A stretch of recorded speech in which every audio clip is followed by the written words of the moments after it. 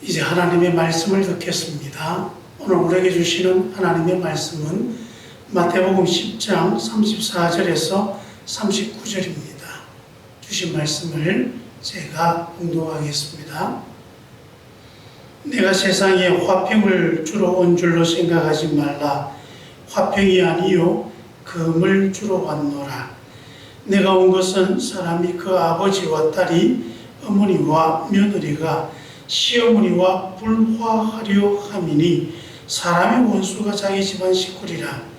아버지나 어머니를 나보다 더 사랑하는 자는 내게 합당하지 아니하고 아들이나 딸을 나보다 더 사랑하는 자도 내게 합당하지 아니하며 또 자기 십자가를 지고 나를 따르지 않는 자도 내게 합당하지 아니하니라. 자기 목숨을 얻는 자는 잃을 것이요 나를 위하여 자기 목숨을 잃는 자는 얻으리라. 아멘. 여러분, 인생을 좀 편하게 사는 거 어떻게 생각하십니까? 그렇게 좀 편하게 살고 싶어서 편하게 살면 내가 이렇게 살아도 되나 그런 생각이 또 들고요. 인생이 참 무가치하게 여겨집니다. 그래서 뭔가 좀 의미 있고 가치 있는 일을 해보려고 하면 그때는 힘이 듭니다. 고생해야 됩니다. 근데 그렇게 고생하다 보면 내가 왜 이런 고생을 해야 하지? 그런 회의감이 또 듭니다. 인생이라는 게 참 쉽지가 않습니다. 어떻게 살아야 합니까? 옛날에 한 왕이 이런 고민을 했습니다. 그래서 그 나라에 가장 훌륭한 학자들을 모아놓고 왕궁 도서관에 있는 모든 책을 10권으로 요약해서 가져와라. 그래서 학자들은 열심히 연구해서 마침내 10권으로 만들어 가져왔습니다. 근데 이 게으른 왕은 그 10권 보기가 힘들었던 것이죠. 그래서 다시 명령을 내렸습니다. 이제는 한 권으로 요약해와라. 그래서 학자들이 머리를 싸매고 마침내 한 권으로 다 요약해서 가져왔더니 이 게으른 왕은 이것도 보지 않는 겁니다. 그러면서 또 명령을 내립니다. 한 줄로 요약해서 와라. 그때는 학자들이 좀 화가 났습니다. 하지만 왕이 내린 명령이니까 어찌하겠습니까? 그래서 열심히 머리를 싸매고 마침내 한 줄로 요약해서 왕에게 갖다 주었습니다. 종이에 적어서 왕에게 갖다 줬더니 왕이 너무 기뻐서 이를 단숨에 읽어보았습니다. 뭐라고 적혀 있었을까요? 거기에는 이렇게 적혀 있었습니다. 세상에 공짜는 없다. 학자들이 게으른 왕을 향해서 일침을 가한 것인지 아니면 정말 고민 끝에 내린 결론인지는 모호합니다만은 세상에 공짜는 없다. 이 말은 우리가 세상을 살아갈 때 얼마나 중요한 지혜인지 또 이것이 진리라 그렇게 말할 수 있을 정도로 중요한 말입니다. 예수님은 제자들이 제대로 된 예수의 제자가 되도록 그렇게 헌신적으로 훈련했습니다. 마침내 그들끼리 선교 훈련을 떠나게 되었고 실습 시간이 된 것입니다. 마침내 이제 훈련하다가 현장에 서게 된 것이죠. 그런데 그렇게 선교하러 떠나는 제자들을 향해서 예수님은 반복해서 말합니다. 두려워하지 말라. 제자들을 격려하는 말이지만 이 말은 또 마음에 부담을 주는 말이기도 합니다. 결코 너희가 증거하는 게 소풍 나가는 게 아니다. 마음을 굳게 잡아야 그 일을 할 수 있다는 것이죠. 너희가 내 이름으로 복음을 전할 때 세상 사람들에게 환영을 받고 대접을 받으려랑 하지도 말아야 한다. 내가 너희를 보내는 것이 마치 양을 이리 가운데 보내는 것 같이 위험하다.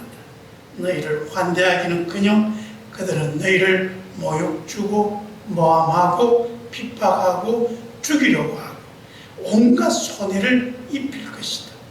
하지만 그런다 할지라도 너희는 두려워하지 말라. 두려워하지 말고 예수의 제자답게 의연하게 그 모든 것을 다 겪으면서 그 사명을 잘 해야 한다. 그러므로 정신 똑바로 차리고 제자로서의 그 본분을 잃지 않도록 해야 한다.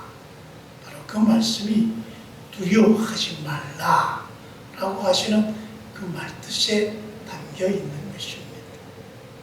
그런 후에 예수님은 그보다 더 이상한 말씀을 또 이어서 하십니다. 뭐라고 하십니까? 내가 세상에 화평을 주러 온 줄로 생각하지 말라.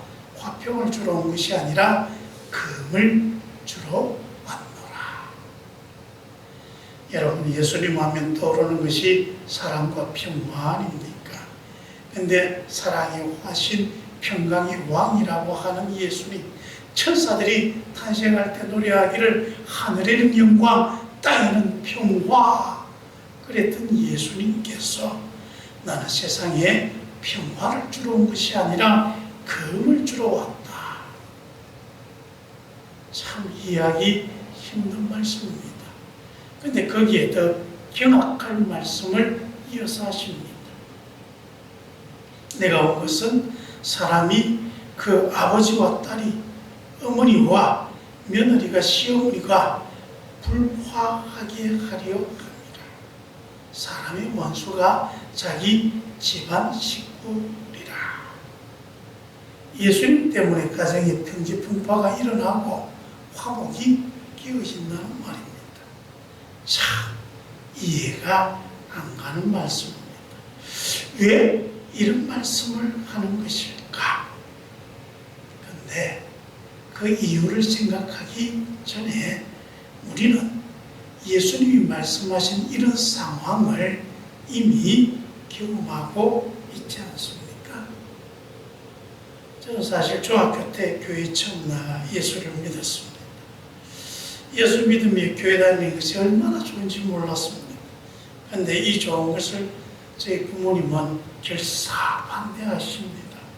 그 때문에 얼마나 오랜 세월 동안에 아버지께 핍박받았는지 모릅니다. 아버지께서 제가 신앙생활을 하는 것을 반대하는 이유가 크게 세 가지가 있었습니다. 첫째는 교회 다니면서 공부는 안 하고 연애질 하다가 대학 못 들어가면 어떡할까 하는 그런 걱정이 가장 컸고, 또 예수쟁이들은 조상도 몰라보는 불안난 같은 사람들인데 나중에 이 장자가 부모 제사도 모시지 않아서 내가 나중에 제사밥도 못 얻어먹으면 어떻게 하나, 그런 이유였습니다. 그리고 아버지께서 자라오신 그 동네 환경이 그냥 기독교를 싫어하는 그런 것이라서 그런 풍습에 젖어오셨기 때문에 아버지의 눈으로 보면 이 아들이 아주 잘못된 길로 가고 있다고 생각한 것이죠. 그래서 어떻게 하든지 못 나가게 하려고 하고 그리고 핍박하셨던 것입니다. 저는 그저 교회라는 것이 너무 좋았습니다. 그리고 예수 믿으면 착하게 살고 또 하나님께 복받아서 훌륭한 사람이 된다고 생각했는데, 그래서 교회 다니는데 제게 오는 것은 핍박이었습니다. 그 때문에 우리 가정은 늘 시끄럽고 힘들었습니다. 사실 제 동생들도 저 따라 교회 가고 싶었는데 아버지가 그렇게 저를 핍박하니까 갈 엄두를 못 냈습니다. 오빠 한 사람만으로도 집안이 이렇게 시끄러운데 우리까지 다 나갔다가는 정말 집안이 난리가 나겠구나 참았다고 합니다. 그리고 오빠가 조금만 양보해서 대학 들어간 후에 교회 가면 아버지가 이렇게까지는 하지 않을 텐데 고집센 오빠가 좀 원망스럽기도 했다, 그렇게 말합니다. 그 당시 예수님은 우리 집안의 칼이었습니다. 예수님 때문에 저와 부모님 그리고 형제간에 심하게 불화하였습니다. 그냥 제가 신앙을 포기하면 가정에 평화가 찾아왔을 터인데 저는 그리하지 않았습니다. 이렇게 예수님은 우리 집안의 칼이 되었습니다. 나중에는 우리 부모님 모두 교회의 집사가 되시고 또 동생들은 지금 섬기는 교회의 중직자가 되었습니다만 우리 가정은 아주 오랫동안 참 예수님 때문에 힘들었습니다. 여러분, 이것이 예수의 제자가 제자로서 살아가고자 할 때에 겪는 현실입니다. 이런 현실 속에서 어떻게 살아야 하나? 예수님은 왜 제자가 이런 현실 속에서 살아야 하는지 그 원인과 해답을 동시에 말해주고 있습니다. 37절부터 보면 이렇게 말씀합니다. 아버지나 어머니를 나보다 더 사랑하는 자는 내게 합당하지 아니하고 아들이나 딸을 나보다 더 사랑하는 자도 내게 합당하지 아니하며 또 자기 십자가를 지고 나를 따르지 않는 자도 내게 합당하지 아니하니라. 여러분, 예수의 제자는 어떤 사람입니까? 한마디로 예수님이 최고가 되는 인생을 사는 사람이 예수의 제자입니다. 모든 것을 위해 예수를 위해 모든 것을 예수를 위해 살아가는 사람입니다. 예수 믿겠다고 하니까 왜 부모님이 비판합니까?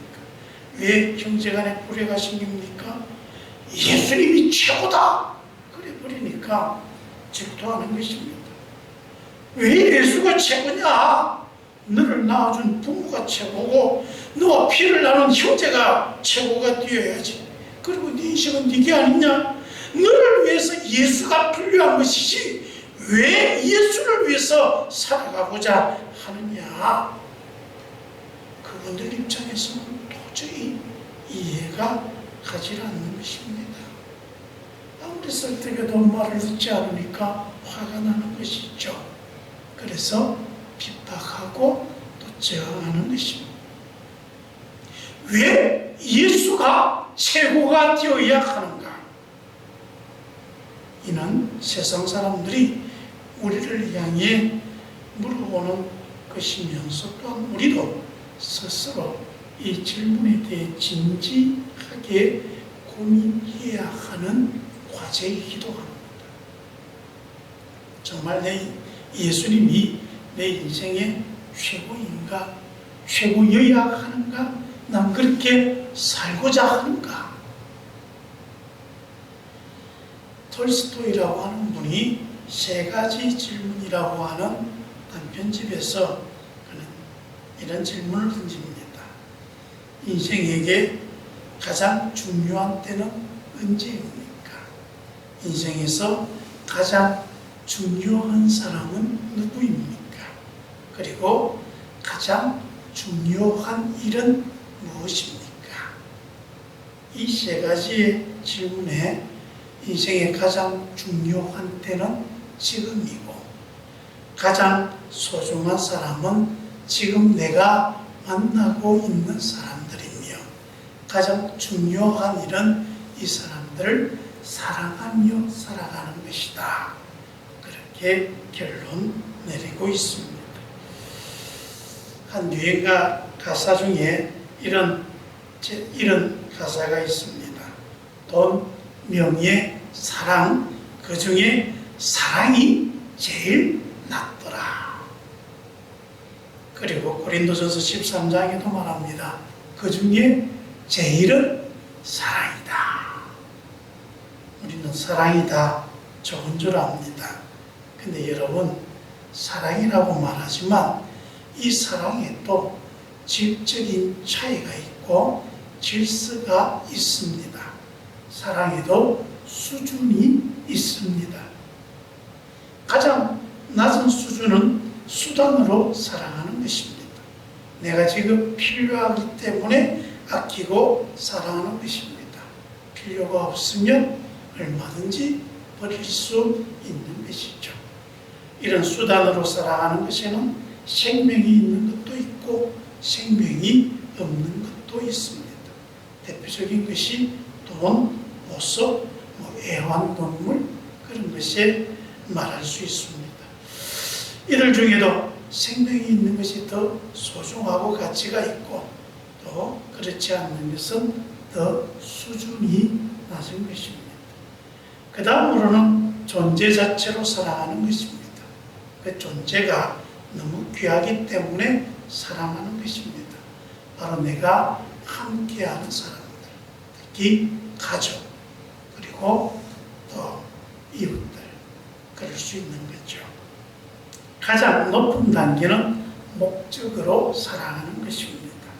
내가 살아가는 목적이 되고 내 모든 것을 다 바쳐서 귀하게 하고 나는 이분을 위해 살아가는 존재이며 나는 이분의 수단이 되기를 기꺼이 마다하지 않는 것, 바로 하나님을 사랑하는 것입니다. 사랑의 수준이 높을수록 그 사람의 인생은 숭고해지고 아름답고 귀해집니다. 사랑의 수준이 낮을수록 비천해집니다. 그리고 사랑하는 방식도 수준에 맞게 달라져야 합니다. 여러분, 하나님은 우리 인생의 목적이 됩니다. 하나님을 우리 인생의 목적으로 삼으면 우리는 하나님이 우리에게 주신 사명을 깨닫고 사명자로 살게 됩니다. 이 땅에서 하나님이 내게 부여한 사명, 나에게만 주어진 내 인생의 목적을 찾아내어서 그 삶을 살아갈 수 있는 것입니다. 그런데 하나님이 아니라 사람을 내 인생의 목적으로 삼게 되면 어떻게 되겠습니까? 목적이 될 수 없는 것을 목적으로 삼게 되면 허무하게 되고 집착하게 되고 위험해집니다.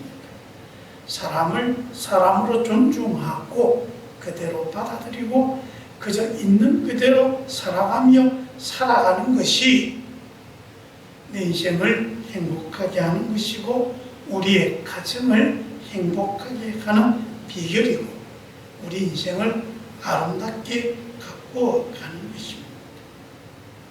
그리고 절대 목적이 되어서는 안 되는 아주 저급한 것들이 있습니다. 바로 돈과 수단으로 써야 할 그런 것들입니다. 여러분, 수단으로 써야 될 돈을 목적으로 바꿔버리면 어떻게 되겠습니까? 지금까지 돈에 인생의 목적을 두고 살아가는 사람들 중에 숭고한 인생, 귀감이 될 만한 그런 훌륭한 인생을 살았다는 사람을 저는 본 적이 없습니다. 도리어 돈을 필요한 만큼 벌고 필요할 때 잘 쓰는 사람들 중에는 훌륭한 사람들이 많이 있습니다. 도리어 돈을 그렇게 사랑하고 목적으로 삼아버리면 그만큼 그 사람의 모습이 비천해지는 것입니다. 안타깝게도 사랑을 거꾸로 하는 사람들이 많습니다.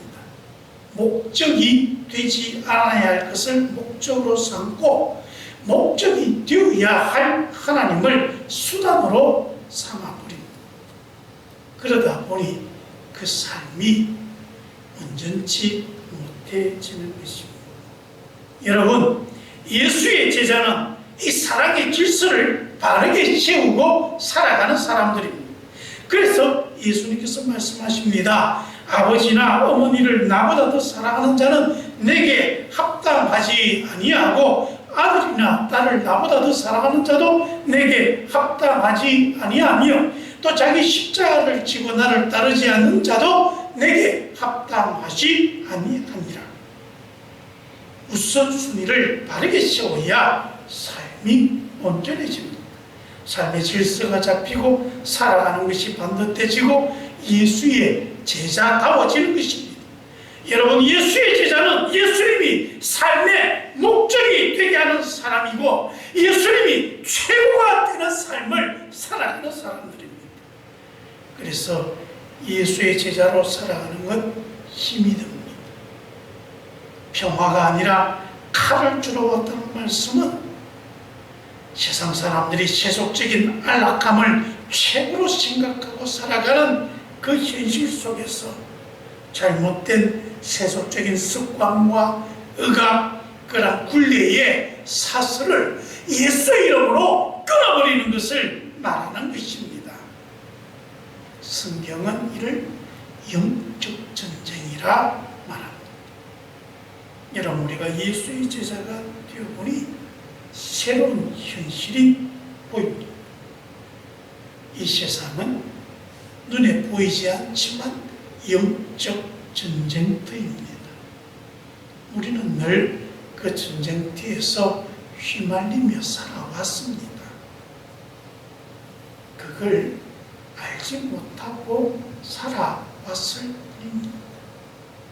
그리고 지금 예수님께서 칼이 되어서 여러분에게 던져졌습니다. 우리는 예수께서 주신 이 칼을 가지고 거짓된 인생, 거짓된 세상과 싸워야 하는 것입니다. 영적 전쟁을 해야 합니다. 여러분은 왜 신앙생활을 하게 되었습니까? 대부분 사람들은 지금보다 좀 더 편안하고 안일하게 살고 싶어서 신앙을 갖습니다. 신앙을 가지면 좀 더 좋아지지 않을까, 그런 기대 때문인 거죠. 근데 자꾸 예수를 믿다 보면 제자가 되어야 한다, 그리고 영적 전쟁을 해야 한다, 이런 말을 계속 듣게 됩니다. 부담이 되지 않습니까? 솔직히 듣는 여러분도 부담이 되지만 말하는 저는 더 크게 부담이 됩니다. 왜냐하면 예수 믿으면 복 받는다 그러면 여러분 괜찮을 터인데 자꾸 제자 되라, 제자 되라, 영적 전쟁해라 이렇게 하면 부담돼 가지고 여러분 다 도망가 버리면 어떡합니까? 근데 여러분이 이런 부담을 가지게 되었다면 이제 영적 현실에 눈을 뜨고 있는 것입니다. 이전에는 우리가 이런 전쟁터에서 살고 있는지를 알지 못한 채 그저 그 전쟁에 휩쓸려 살았습니다. 피난민처럼 살았습니다. 하지만 예수께서 칼이 되어 여러분에게 왔을 때 이제 여러분은 이 영적 전쟁을 주도하는 사람으로 바뀌어졌습니다. 여러분, 우리는 싫든 좋든 이 전쟁터를 살아갑니다. 이전에는 세상이 이런지 몰랐던 것입니다. 그래서 나훈아가 이렇게 노래하지 않습니까? 테스 형, 세상이 왜 이래? 왜 이렇게 힘들어? 사람은 왜 이래? 그렇게 묻습니다. 하지만 여러분, 테스 형에게 물어볼 게 아니라 우리는 예수님께 물어봐야 합니다. 그러면 주님께서 우리에게 응답하시는 말씀을 들을 수 있습니다. 무엇이라 말씀하십니까? 자기 목숨을 얻는 자는 잃을 것이요, 나를 위하여 자기 목숨을 잃는 자는 얻을 것이다. 여러분, 주님은 우리가 승리한다고 말씀합니다. 예수의 제자는 이 영적 전쟁에서 승리할 수 있는 자격과 또한 그런 능력을 지닌 사람들이 주님께서 이 능력을 우리에게 주셨다는 사실을 잊지 않아야 합니다. 우리는 이 영적 전쟁을 두려워하는 쫄보가 아닙니다. 도리어 담대하게 나아가 승리하는 승리자들입니다. 주님께서 여러분을 승리자가 되게 하시고 승리자로 세워주실 줄 믿고 담대하게 살아갑시다. 기도하겠습니다. 고마우신 아버지 하나님, 우리에게 주님은 새로운 삶의 질서를 잡아주시고 또 예수의 제자다운 삶으로 이끌어 주셨습니다. 예수가 최고가 되는 그런 믿음의 사람들이 되게 해 주옵소서. 예수님 때문에 버리고 예수님 때문에 잃어버렸지만 예수님이 다시 온전케 하시고 예수님이 다시 찾아주시는 복된 사람들, 성의자들이 다 되게 해 주시옵소서. 예수님 이름으로 기도합니다.